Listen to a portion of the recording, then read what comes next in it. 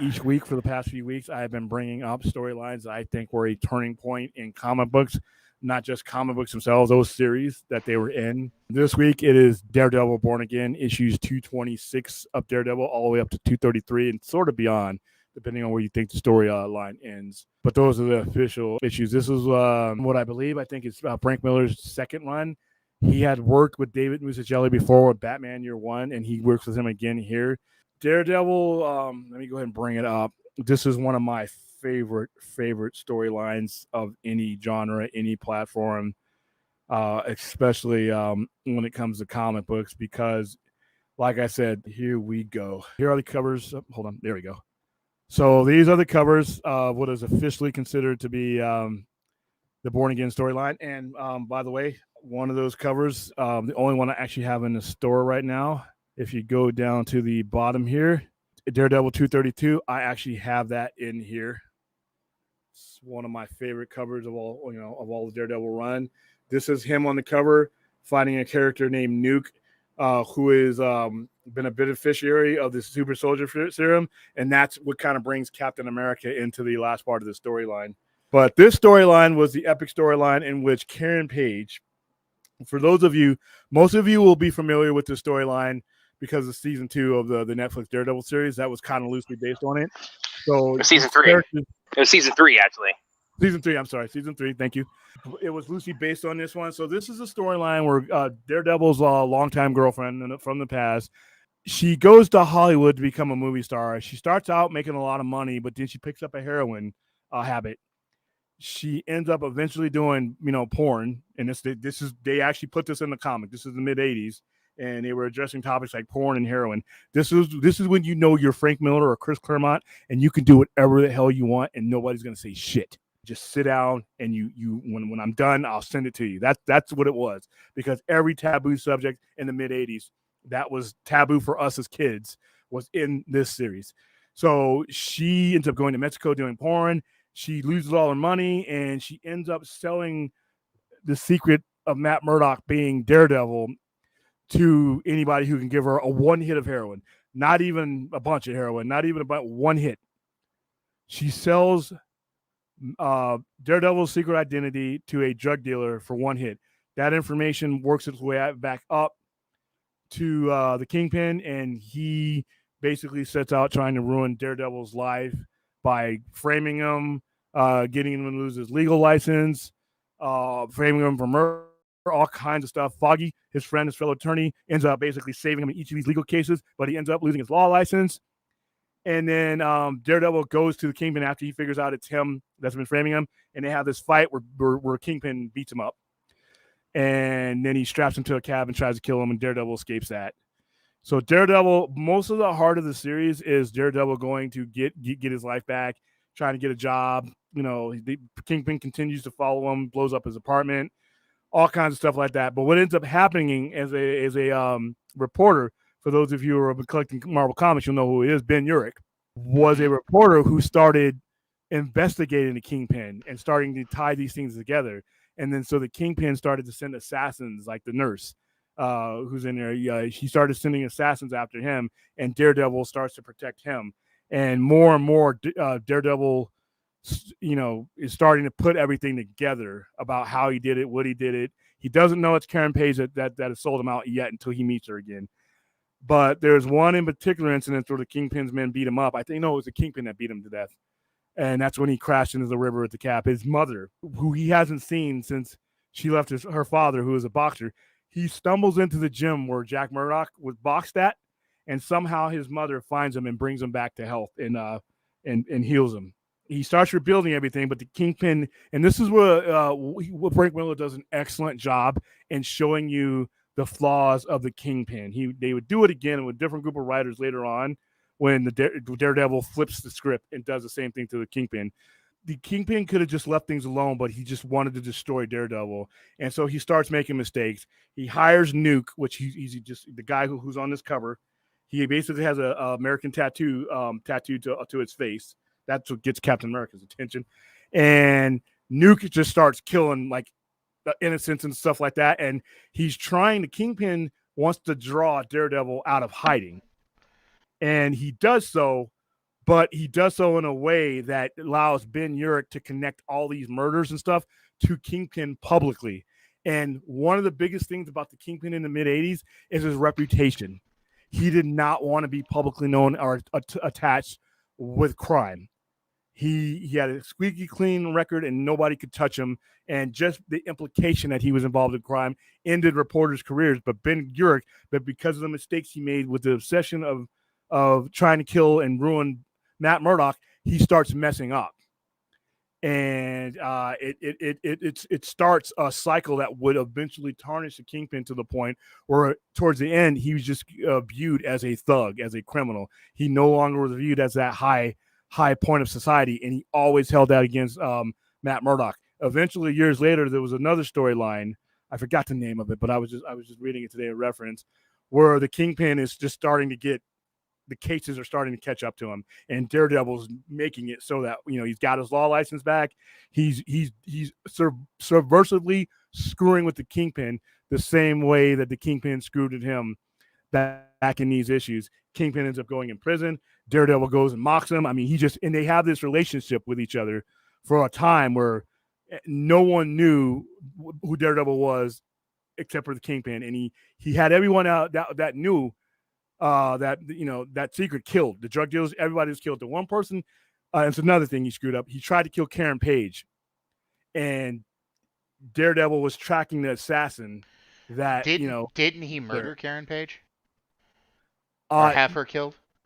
I think he did, but I think I remember in this story because I remember in this issue, she you see her holding his costume and says, "I protected it for you," and it was one of the coolest scenes in Daredevil for me. I don't know. Did she die there? That was Born Again, wasn't it? Yeah, that was Born Again. I think she survives that storyline. I'm pretty sure Karen Page. She survived Born Again, but she was killed at one time, I believe, by Bullseye, she gets killed, just like Elektra was. Yeah, years down the line before they wreck. Oh, geez. Yeah, before they retcon. You're right. Later on down the line. But one of the coolest things in here, and it's in this comic book. It's in this one, and it's only a piece of Born Again that I have. It's Daredevil 232. Nuke is just. He doesn't care who he kills. He's shooting at helicopters, causing helicopters to crash. He puts a couple rounds into several civilians that are just around because his orders are to kill Matt Murdock at all costs. And he's shooting a grenade launcher. Let me go ahead. And these are, by the way, before I go into this, these are the covers of Born Again, the ones that are widely considered the storyline. It starts in Daredevil 226 and goes all the way. You see Captain America on the cover there. Captain America after Captain America gets involved, Kingpin tries to have Nuke killed, and they get a hold of Nuke before they can do that to try to to find out where he got his powers from. Captain America is really interested in that because he's a super soldier recipient, and he ends up dying before he can get all that information. Anyway, here he is. He's basically this is the last panel of 232. This is my favorite issue of the whole thing. He's just shooting. He's killing innocents because he knows that'll draw Matt Murdock out. And he blows up the diner because that's what Matt Murdock is doing at this point. He blows up the diner, and that's where you see that right there. By the way, Dakota North, 1986. This comics is so old. Remember, I know Brad was just a reverse embryo at the time. But remember letter sections in comics, Dave? Yeah, I do. Definitely do. In fact, here's the part where he's blowing up the diner. In fact, I wrote into several of those those letters pages for those comics back in the day. Yeah. So Karen Page is in there, and Daredevil Matt Murdock is looking for her, and she's like, Matt, I'm dying. And she's like, no, honey, everything important in you is safe. And he's forgiven her, all this other stuff. And the coolest thing about it is she has this costume, and she says, I kept it safe for you. And this is the first time during this whole storyline that he's going to put on this costume, and you see him changing into it. Now, she sold him out, but he forgives her. And that was one of the coolest things about that. And then, once again, you have this psycho. He's still killing people. He's hanging on to the thing. I mean, he's shooting a high-caliber weapon. And David Mazzucchelli, by the way, does an excellent job in this artwork. And then you see the Daredevil's Billy Club hit him in the head. And then one of the coolest in panels is that one right there. Where and in the next episode or next issue, he takes him on. He's just beating the hell out of him, and Captain America gets involved and takes him into custody. Daredevil actually steals him away from Captain America because he wants to take him. He wants the law to get him so that he can get the Kingpin to admit everything. But one of the cops that set up Matt Murdock to begin with, because the Kingpin promised to give his son healthcare, his dying son. Once his son dies, he starts telling Ben Urich about all this. This is a great line from the Charlie Cox Daredevil series. That line where he's yelling at the Kingpin. This Oh city God, rejected yeah. you. It beat you. I beat you. That is such a great line. Yes. Oh yeah. Another standout Keep scene that in back that up. series. Keep that back up because I'm gonna refer to that again. Now, another standout scene in that series, just really quick, William, is when Kingpin loses his shit and beats that guy's head in the car door. Yeah, season 1, yeah. There's a cop and an assassin called the Nurse that are gonna flip on them, and Kingpin has him killed. But Ben Urich, like I said, he's getting all this information, so Kingpin's trying to clear it up. But yeah, this series was intense. It was intense, and it was for us. It was for the 14-year-olds. It was for the they Frank Miller didn't hold back. Now, this thing that you brought up here, this line is actually inspired by another Daredevil story, which is my second all-time favorite Daredevil story, and it's the "I Am Your God" one where that was on the cover. I got this while I was on deployment. They paraphrased what you would. Here we go. They paraphrased that scene that you guys were talking about. It kind of came from this right here, and it was. I read this like every now and then just as an inspiration. It's this issue. There was a 4-issue series within a series, and this was one of the things. This was controversial on the news too, because of what it what is he saying? He's saying he's God, and a lot of parents and a lot of people got involved in trying to make it political, and he had said that in a previous issue. The reason why he said it was the coolest thing ever. He was still going up against the Kingpin at that time, and the Kingpin basically owned everybody in Hell's Kitchen, and they treated him like a god. He's like, you're willing to do everything. You're willing to sell drugs. You're willing to sell out. You're willing to turn a blind eye. You're willing to do everything for the Kingpin, and you basically worship him as if he's a god, and he does nothing for you. So he said, well, why I may as well be your god.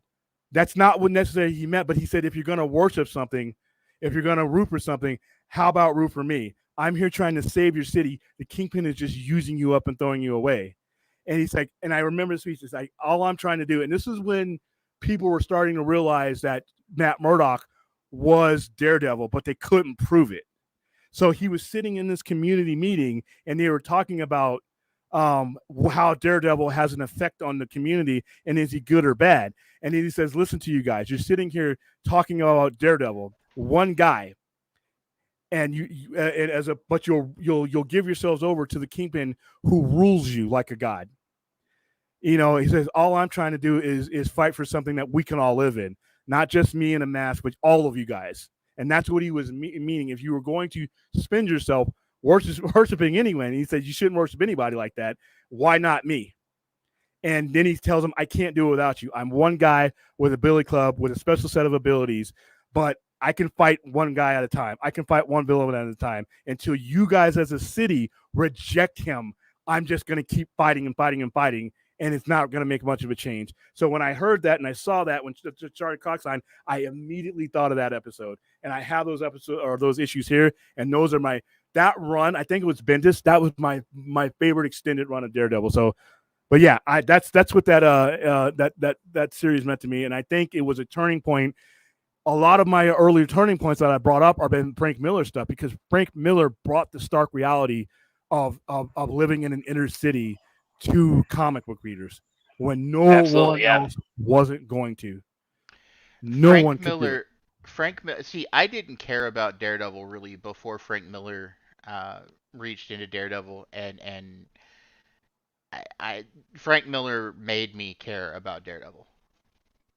Yeah, if there's a single character you would probably associate with Frank Miller, more than anybody, it would probably have to be Daredevil, even more so than like you can mention Dark Knight Returns, but even that's like that's one run on Batman. But like I mean, his contributions to Daredevil were just I mean, he just put such a staple on that character that is still the template that we associate with him in comics and every adaptation he's had. And I mean, William's spot on talking about like a turning point in Daredevil comics. I mean, you talk about like seminal Daredevil stories. I mean, Born Again. I mean, that's just right at the top.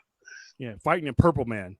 We went from fighting the Purple Man and just common hoods to a lot of stuff. And remember, 1986, we're in Dare. We're in Just Say No. We're in AIDS. We're right in the middle of the AIDS crisis. We're in heroin was a big way that it was getting spread around. So all the things that everybody was kind of like struggling with, whether they wanted to bring this to us as kids, Daredevil said, go have a seat. I'm going to put this on the same format as you're putting Clark Kent, as you're putting Hal Jordan, as you're putting Batman and Robin, or that era. I'm going to put this in the same format that you're giving all these other things into. I'm going to give you drugs. I'm going to give you prostitution, porn. All these things were referenced in there. And this was real. This was the 1980s. If the only thing in one, hold on for a second. The one of the things that you if you need a parallel to it, Gia, the model Gia that Angela Jolie played. She was a model. She was everything Karen Page was, and she was a heroin addict, and she ended up dying of AIDS and all this. Everything that Karen Page was in that comic, and she died in 1986. She was a world famous. Miller just bought it to you. And I always will respect him for that because, like I said, comic books were for kids, right? No, they're not. And he told you that much. So go ahead, Dave. And I was gonna bring up that was that particular stint with Karen Page and the porn and the drug problem and everything was completely and totally done without the purview of the Comics Code Authority. And it was one of the things that Stan Lee pushed for to get done. And he didn't rest until he was able to get that done. Most of that story would not have been done under the code. No, and they still had it stamped onto the books, but by 1986, it was about making money, and Frank Miller sold books. It's that simple.